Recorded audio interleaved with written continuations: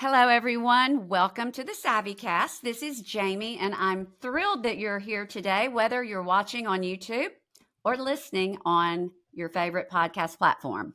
Okay, this episode is going to thrill those of you who, like me, are Enneagram fans. If you love digging into the Enneagram, you love trying to discover who you are, what motivates you. So you're in for a treat today because my nephew, who is an Enneagram expert, is going to join us today to help answer all the questions. Jordan, thank you for joining us from Tallahassee. Thomasville. You're very welcome. I'm glad to be here. I do a little bit in Tallahassee and a little bit in Thomasville, but I am in Thomasville today, so I'm glad to be here. Well, and on that note, tell everyone what you do, why you're in Tallahassee every day, just what you do for a living, and then how you came into doing what we're doing today on the side. Yeah, so my day job is I'm a lawyer, but I'm a nerdy lawyer. And so I work for the Florida House of Representatives, and basically what I do is everything that has to do with civil justice, which is the court system and the Constitution and all kinds of stuff like that. I'm kind of an advisor to the members on stuff like that with respect to the Civil Justice Subcommittee. Are you a special master, Jordan? Yeah, I'm still, that's part of my role as well. One of the special masters, kind of manage that as well. So my wife and I live in Georgia. So I drive across the state line each day because I'm barred in Florida. So it's kind of an interesting life. And for those who may not know, and she's been on my podcast, and she has a huge fan base. Annie Butterworth Jones, Jordan's wife, is the owner of the bookshelf Thomasville, and she has avid followers because she has a podcast and Instagram and shares all the book reviews, the latest and greatest. So I'll link to Annie as well in the show notes, and as well as everything we discuss as far as resources. Everything will be linked in the show notes. So if you're driving, you don't have to stop to write anything down. So Jordan, what I would like to do is just start with our icebreaker question really quickly. I ask everyone, what would you choose as your last meal? Ooh, that's a really good question. Oh, you really stumped me. We clearly didn't prepare this. Yeah, that's my fault for not preparing. No, that's good. I would say probably it's a tie between a couple of things. My mom has a meal that she cooks that's basically like everything that's fried, because I'm originally from Alabama. So fried chicken, cottage cheese, macaroni and cheese, fried okra, all that kind of stuff. So that would be one possibility. And then the other possibility would probably be just like an assortment of pizzas, including like a Chicago style pizza and something with a lot of Parmesan on it. Those are probably those probably be tied. Yeah. Well, that is awesome. Okay. Well, Jordan, we're going to dig in. And what I would like for you to do today is just form a foundation for people who may not know anything about the Enneagram. And then we're going to move through several episodes after this where we get to what people are really wanting to know. What number am I? But can you explain why we have to dig a little bit deeper before we start trying to figure out our type? And then would you like to go through the types? Absolutely. So as a lawyer, I would say that's a compound question. That's a question. That's two different questions, but yes, I will address those in turn. So first of all, let's talk a little bit about what the Enneagram is. I think sometimes with all the hype around the Enneagram, we've maybe forgotten, or we do forget, what the Enneagram is. If you're familiar with other personality typing tools like the Myers-Briggs Type Indicator or DISC is frequently used in the workplace, it's important to remember that the Enneagram is different. Some of the other personality typing tools are trying to figure out, what is your personality? What do you show? What radiates from you? Are you a feeler? Are you a thinker? Are you warm? Are you, cold? Whatever. when we're talking about the Enneagram, it's a little bit different. We are talking about your internal motivations. Why do you do what you do? Why do you act the way you act? Why do you put out there into the world what you put out there into the world in the way that you do? So one of the different ways to think about this is, with respect to the Enneagram, I could line up 9 people who look and act almost exactly the same way, who all have different Enneagram types. So for instance, I could show you a successful chief of surgery. All right, I could take someone who's a successful chief of surgery, and then I could pull 8 other people who are also chief of surgery in their hospitals and line them up, and we might see, oh, that person's successful, that person's driven, that person's a workaholic, that person is competent and smart. But those 9 people could have different Enneagram types based on the question, why did they become chief of surgery? One of them might have become chief of surgery because, oh, my parents wanted me to do that, and because I wanted them to be happy with me, I became a chief of surgery, and I've hated it every day of my life. Another person might have become chief of surgery because, oh, well, I got married to a doctor and he was a doctor, and so I just decided that maybe I should be a doctor too, and then I just became chief of surgery, right? Another person might say, I became chief of surgery because I was worried about not having enough money, and I've always wanted to drive a Mercedes Benz, and I don't like surgery, but it pays the bills and it makes me a lot of money. So Enneagram is talking about why we do the things we do. What is our internal driver? And I might be able to look at you, Jamie, and say, oh, I noticed these things about Jamie. She has this quality or that quality. She doesn't have that quality. But I don't have x-ray vision into your soul, so I can't necessarily know at the drop of a hat what your Enneagram is. There might be some things that give me hints, but until I really know you, until I really sit down with you and ask you questions and we go back and forth, it's going to be hard for me to figure out why you are the way that you are. And that's what the Enneagram is getting at. What is Jamie's internal motivation for what makes her act the way that she acts? So in that way, it's different from other typing systems. Can I add to that with a quote that was in a book? I took a course, but it got stopped after about 3 weeks because COVID happened and people didn't really continue. But the question, why are we different types? Early in life, we develop strategies to feel safe and cope with family situations and personal circumstances based on our natural talents and abilities. Do you agree with that? Yeah, I think that's right. I think that one of the things about the Enneagram that makes it different from other typing systems is that the Enneagram asks us to change. Okay, it's not flattering. It digs deep and says, what developed as a child that made us have these motivations, and maybe we should actually get better. Maybe we should actually change. If you've ever done Myers-Briggs, which I love the Myers-Briggs, but you'll find your type, and it's pretty much everything about each type is pretty flattering. It's like, oh, you're a leader, you're smart, you like to take charge of groups. Enneagram is more like you're a fraud, and you really need you're to. You're a deceiver. You're a challenger. Yeah, you're a liar. You're a, you have this wound. You have this massive wound. Oh, my goodness. So it's interesting, and I think that the personality type systems have different uses. Okay, so like with Myers-Briggs, I find it incredibly useful, especially in terms of typing other people and knowing how other people are going to respond. I find it very useful. The Enneagram, I find the Enneagram most useful in terms of my self-development as an internal mechanism to help me become a better person. I think that's where the Enneagram really shines. When I discovered what I was on the Enneagram, it hit me between the eyes, and I realized, wow, I've got a lot of work to do. I thought I was a decent person. I thought, great.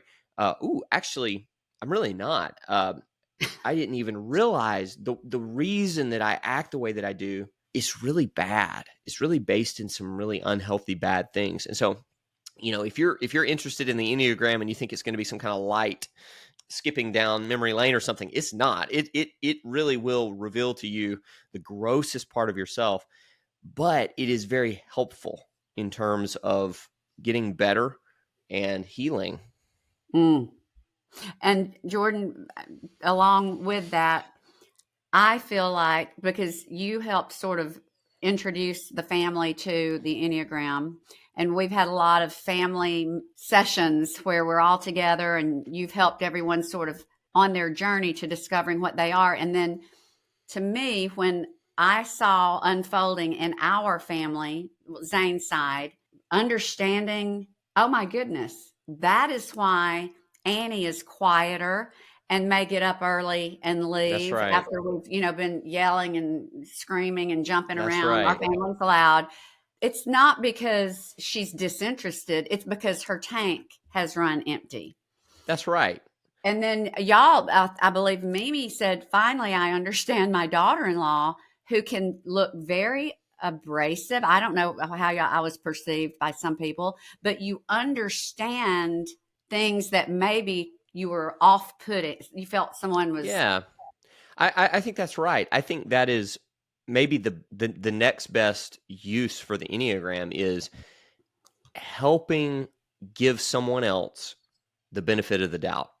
Mm-hmm. I think that is, I think if you come into a personality typing system and you don't at least leave with that takeaway being, oh, I'm going to give that person the benefit of the doubt next time. I've always interpreted that behavior as malice. I'm going to start interpreting it as maybe weakness or frailty, or maybe not even that. Maybe just that's just the way that person is. I think that is another tremendous use, and I think it's really helpful in families. Our family, Jamie, as you were mentioning, has a lot of different personality types. I think probably every type is represented. We got to figure out if Emma's really a 4, because I think she might be the only 4, but pretty much every other type is there, and so it's easy to just laugh, about other types. That's part of the fun of being in a family. But when you realize, oh, that person is acting that way because of a wound, because that person's hurt, we're all kind of walking wounded. It gives you some sympathy. You start to realize, okay, I have permission and freedom to stop interpreting that action as malice or hate or indifference or whatever. I can start putting some more charitable terms to attach to that behavior. I can say that they're just tired. The person, he's tired, and we all know what that's like. Or that person's just had enough, or that person's just bored. You could. I think that's helpful in our relationships. I think so too, and I just love it. Okay, so Jordan, let's get that elephant out of the room for all of my fellow Christians, my fellow Catholics, whatever. Is the Enneagram demonic? Is it like the horoscope? Can you just lay that out for us? Yeah. So I will take a moment, of course, to talk to the group that mostly has the objection to this type of stuff, which tends to be Christians, certain Christians. So first of all, let me just say, I am a baptized, believing Christian, and I am sympathetic to this concern. Okay, so it is not a silly concern. I am very serious about avoiding things that could potentially be demonic or from the devil, or things that just aren't useful or helpful or beneficial. Okay. And there are a lot of scriptures, church teachings, et cetera, that I could point to that buttress that. But I think this group is all on the same page with that. But I think we need to zoom out a little bit and ask what we believe about a couple of different things. So the first thing that I'll throw out is it possible, okay, that there is a deep truth sometimes there's a deep truth that has been discovered or explored, maybe through illicit means, but that we can benefit from if we use the proper means. Okay. So what I mean is what J.R.R. Tolkien, a good Catholic, would call shards of truth. He believed that if truth really is objective, sometimes it's dispersed throughout the universe, and it might be discovered by a pagan or a Buddhist or a Christian or a Jew or a Muslim. Okay. And so when we encounter these truths, we might not be the first one to discover it, right? It might already have been discovered and started to be processed through another belief system that's not like our own. So the question is, if we do happen upon one of those truths, is our obligation, just because we didn't discover it first, is our obligation just to say, nah, we're going to disregard it? Or is our obligation to say, how do I approach this truth with a Christian lens? Wow. Okay. So I think that's one thing we want to ask. Second thing as Christians that we want to ask is, if we encounter a truth like that, is it possible to baptize it? Okay. So one of the things that Catholics and ancient Christians have been notorious for doing is taking pagan things. And when I say pagan, I mean religions that none of us practice anymore. Okay. Taking pagan ideas, like some of the ideas that maybe are still ingrained in like the holiday of Christmas or the holiday of Easter. Okay. And baptizing them and saying, we're going to take some of these things that maybe had a bad purpose, and we're going to reorient them. We're going to baptize them, reorient them, and now look at them through a Christian lens and kind of give them to God. And I think that you'll find that Easter is kind of like that Christmas is kind of like that. Valentine's Day. Valentine's Day may have some of those roots too. And so Halloween. Yeah, exactly. So I think you have to answer those questions. Now, there may be some Christians in your audience who don't celebrate Christmas or Easter because of those things, right? Yeah. And if those are your beliefs, you may look at the Enneagram and say, I don't really need that. And I'll say that's fine.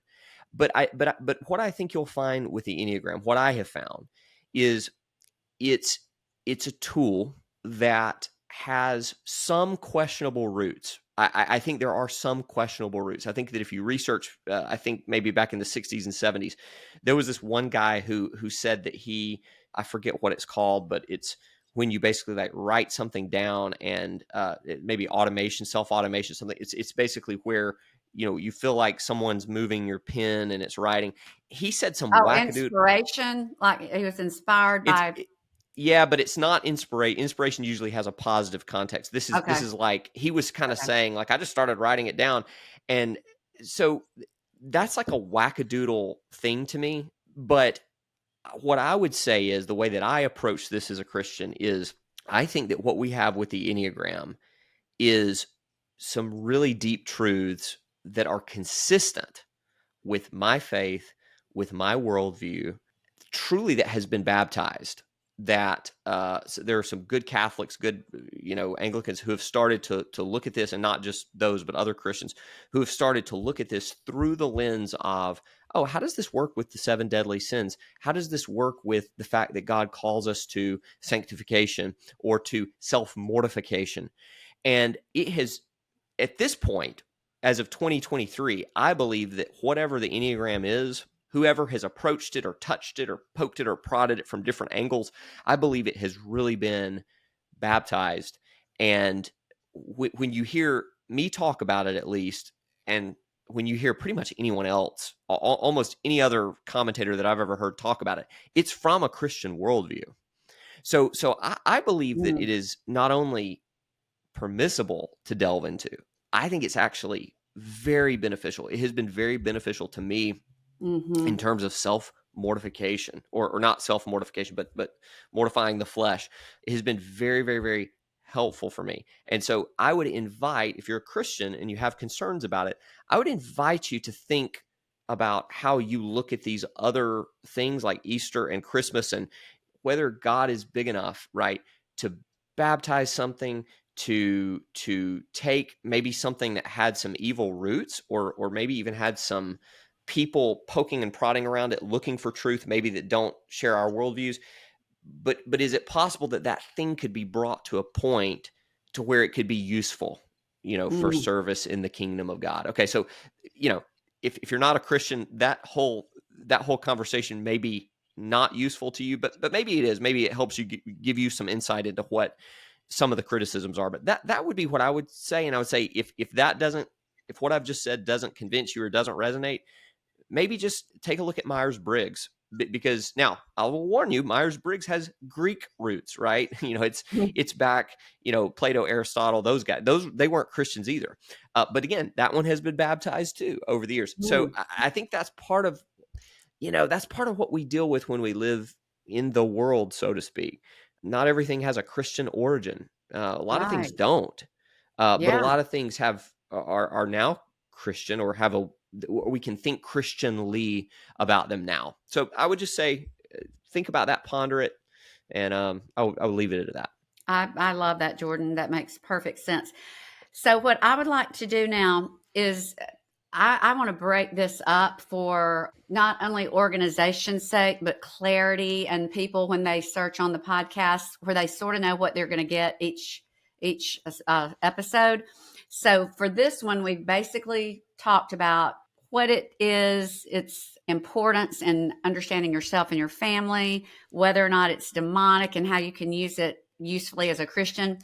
Can you just sort of prepare us for what we're going to do next, just the foundation, why we're not going to next just start jumping into the types? What are the things we're going to look at before we start looking at 1 through 9?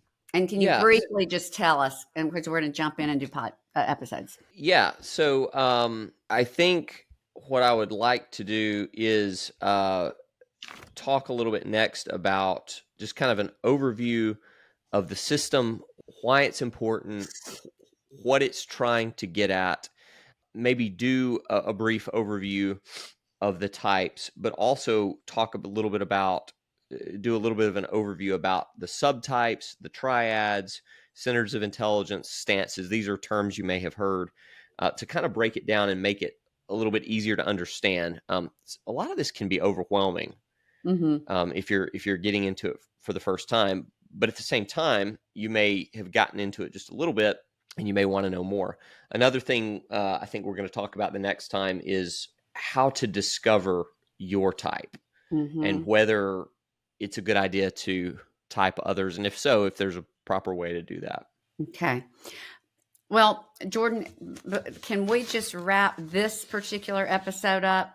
You just giving a brief description of, let's just say, centers or stances. Which one do you, because that's sort of laying a foundation. Yeah. So why don't we talk about the centers, because I think that needs to be understood before we can move into the stances. So basically with the Enneagram, there are 9 types, 1 through 9, and each person tends to be one of those 9 types. You have one type that you are. Everyone is one of those and only one of those. Those 9 types can be subdivided into 3 threes. Okay. So the first of the 3 threes is the 1, the 8, and the 9. And this is called the gut triad. Okay. So that's one kind of grouping. The second grouping is called the heart triad, which is 2, 3, and 4. And that's related to feelings. Okay. Now it gets a little bit more complicated than that, because as we'll talk about later, if you're a 3, you actually are asleep to your feelings. You don't really feel a lot, but you're in that triad. It has, it is related to your feelings. And then the final triad is the head triad, which is, like your brain. Okay. And that's the 5, the 6, and the 7. That's one way of understanding kind of your little family group of who is kind of like you, who is with you in the group. But some people call that triads. Some people call that centers of intelligence. But that's one way to think about how the types are arranged. Jordan, is there a way? So we've got head, heart, and gut, thinking, feeling, instinct. Is there a way to sort of get a gut for what you are? Like, is there like a question or a scenario that you could just throw out, maybe how someone might react to a certain situation that might tell them which of the centers or triads they are? Or does that just require a little bit more? Yeah, I think it requires a little bit more. A lot of the stuff with the Enneagram is that, okay, I'm going to give my opinion about this. I think that the kind of the baseline thing is figuring out what number you are. A lot of the divisions that people have come up with when we get into the triads and the subtypes and the stances, they're clever, they're interesting, they're elegant, but they don't make it easier for someone who's coming to the Enneagram to figure out. They're not plug and play, so to speak. It's not like, let me tell you something, if you get mad, you're anger. It's not as simple as that, because just for one example, there are numbers within each of those types that don't have reactions to things. So like for instance, I'm an Enneagram 3, I'm in the heart triad, and I pretty much never cry. Like, I'm in this feeling, I'm in this emotional triad. But if I were coming to the Enneagram for the first time and you told me, oh, you're a feeling type, you're in the heart triad, I'd say, wow, that system seems broken. That is not true, because I never have emotions. So I think it's kind of maybe a little too early to be able to give like a plug and play. That's the thing about the Enneagram. It requires a lot of work, especially if you compare it and contrast with other, like the DISC system. You could figure that, you can learn that whole thing in 5 minutes. But the Enneagram takes a little bit more work to say, okay, yeah, you did this thing, you reacted this way, but why? And then now let's talk about it. And was it because of this or that? Okay, it takes a little bit more time, I think. Okay. Well, then, Jordan, can we do this? Because for my audience, I want them to get the best material in the best format in the most efficient amount of time. Do you think that we should wrap this up, and then in the next one, you're saying we need to start looking at numbers? Yeah, I think that's right. I think that's the place to start. Okay. Well, I defer to you, and I'm very grateful. So, guys, we will end this one. Hope this has whet your appetite for what's to come.